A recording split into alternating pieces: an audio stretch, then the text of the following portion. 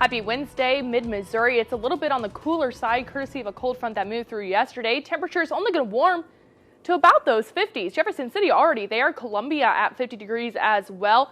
46 in Boonville, but only 43 in Marshall and 42 in Brunswick. It's going to be a little bit of a cooler day leading into a cooler night. Now, something to note is that cloud cover has pushed mostly off to our south and east. It'll be completely out of the area by around 1 p.m. this afternoon.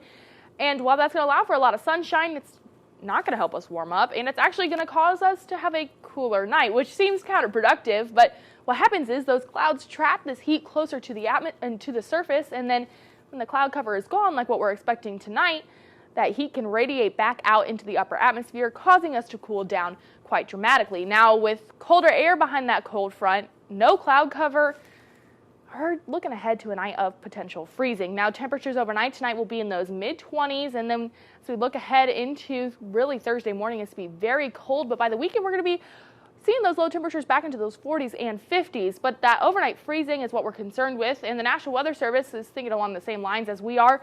They've issued this freeze warning through tomorrow morning at 9 a.m. No, that's not an April Fool's joke. That's actually a reality. We're dealing with some overnight freezing, which means if you've planted those gardens early or you've got those blooming flowers out front, you may want to bring them into the garage or just bring them inside the door or cover them to protect them from this freezing. Unhook those garden hoses because there's nothing worse than dealing with frozen pipes.